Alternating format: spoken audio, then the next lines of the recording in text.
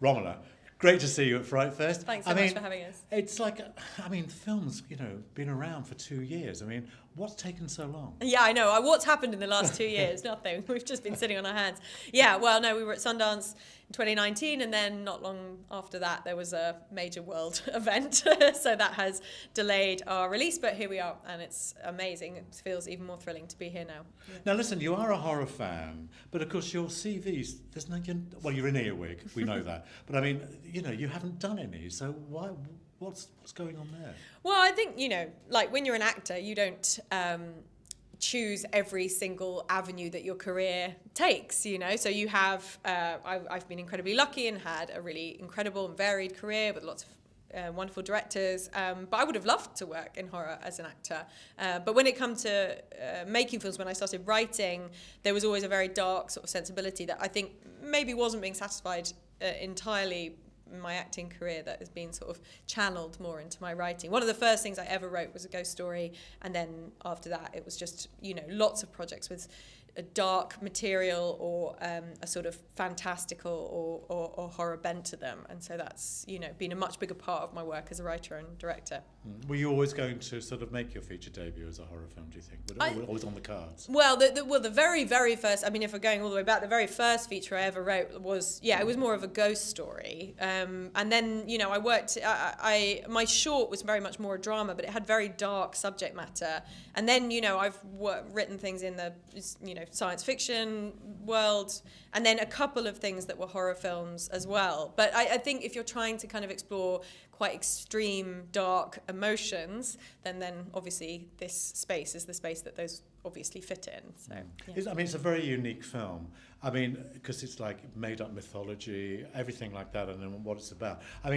Where did you get that from? Where did all those ideas come from? I think that, they were just a conglomeration of a lot of different ideas.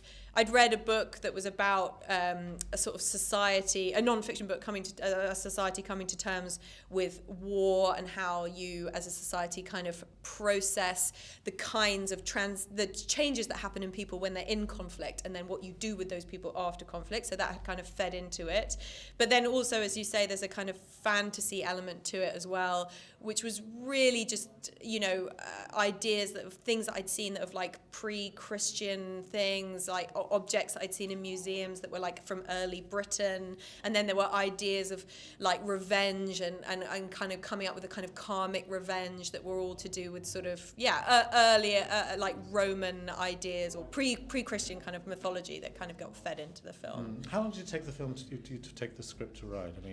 How long do you think it did? Well, I did a first draft in, 6 weeks or something like that, but then I worked a lot with my producer Matt, redrafting it quite considerably over a period of about a year, 18 months, really developing the ideas in it. But then after that, like when we came to actually make the film, it was had to be made in quite a sort of, we had to really know what we were doing with the film because we had limited resources to make it. And so, it really sort of stayed exactly as it was from that point onwards and in the edit.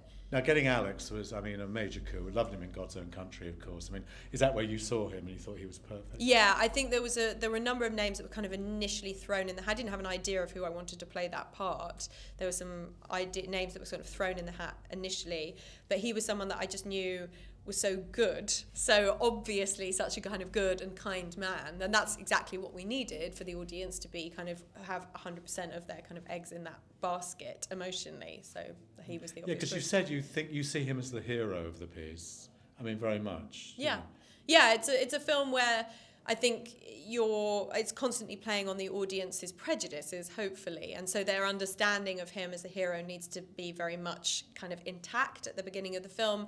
Otherwise, you can't play with people's ideas of who or who isn't the source of the evil. He needs to be kind of protected from any of that suspicion, and so you need to have a man like Alec where you think he could never do anything bad in order to kind of play with that.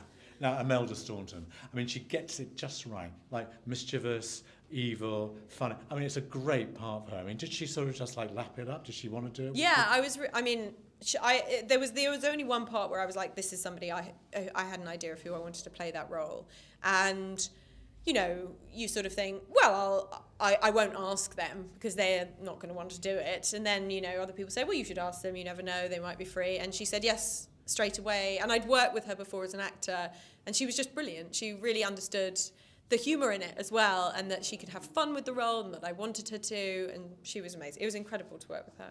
It's very interesting to me that, here you're a female director working with, the toxic masculinity of what's going on, and usually it's the reverse. It's actually like a male director who's trying to sort of guide the feminine. I mean, how did you feel about that? Did it play into the whole part? I think, the dynamics of the industry have shifted so much in the last few years that, I mean, like the Babadook is now like 7 or 8 years old, and so I feel like I'm not kind of cresting that wave, but more like riding it.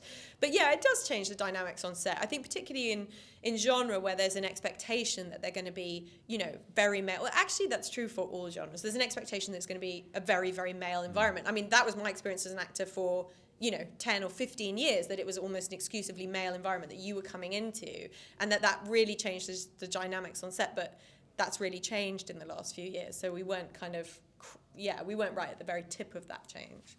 Was it what you expected, directing a feature film? Harder, easier, just as bad? It was, there was some elements of it that I felt very comfortable with, directing the actors, obviously. And there was some parts of it that, in terms of like working with my amazing DP, Laura, constructing shots and coming up with kind of images, researching ideas to do with the sort of visuals of it, which I'd just been bursting to do for years and years and years, the sort of visual storytelling. But, as we discussed, I have never worked in a horror film as an actor. So there was a whole kind of element of it that was completely unknown to me. And I really did feel like, very much a kind of first-time director doing that. And so that was scary, but incredibly invigorating and wonderful. And I absolutely loved working everything that you do from the point that they call cut on the last day, if you're an actor going into directing, that's all new for you. So like, I'd never sat through the edit, which is obviously, one of the most crucial parts of making a film, if not the most crucial part, or the sound mix, or working with the composer. Those are all very new experiences, and I had spent years and years and years trying to transition into directing, and was absolutely thrilled and so excited to be able to get to finally do it. Let me ask you what your very first day and your very first shot was. Was it something completely out of sync? The very first shot on the first day was, it was like just somebody walking down a road, and it was like terrible, and we had to redo, and like everything that we did on the first day, we had to, basically like look at and kind of come back to, because, on the first day, I had acres and acres of prep and books full of edge, and we'd storyboarded everything, but the actual experience of just finally kind of doing it is so overwhelming. I think that you have to, sometimes you have to kind of take a day to kind of go, oh, that's okay. We can't, we can now, at the end of the first day, then you say, okay, now we can start to make the film. Did you ever think about using just practical effects? There is CGI, used very well, I have to say. Yeah. But did you think about it? I wanted to, but it was very difficult because the creature is a puppet, and we only had, it's to do with resources. If you wanted somebody to operate the wings, we would have needed 3 people, and we would have needed visual effects anyway to take the wires out. And we didn't have 3 people to operate the bat rat, which I wanted to have wings. We had conversations about it not having wings. In the end, I decided to go with, I would say it's like 80% practical effects, with then some, in terms of just the work with the creature, and then there's some additional kind of visual effects. Will your next film be a horror film as well? Yeah, well, I'd love to. I'm working on kind of a number of different things. One of them is a horror film. Then there's things in other genres as well. But they all sort of tend to kind of delve into sort of a very quite dark space. So yeah, I feel very excited to be working in the genre, which is going through such an extraordinary kind of incredible period of output at the moment, with such brilliant people working in it. You're the last person I thought was going to be a horror fan, frankly, when you made the movie. What are your favourite horror films anyway? This is so hard, isn't it? Like, I think, well, I would, when we were prepping the film, it was actually a film that Laura, our DP, introduced me to. I'd never seen this film, Possession, the Isabel Adjani film, and Zalewski, and that kind of had, I would say, a sort of such a profound influence on me at the time that I would say that it's now one of the, my favourite horror films. But it was a film that was introduced to me in the prep for this film. But I suppose in the course of my whole life, I would have to say, you know, it would probably be the classics. It would probably be Rosemary's Baby, I imagine. Yeah. Romola, thank you so much, and we're delighted to have the film here. So. Thank you. Thanks so much for having me.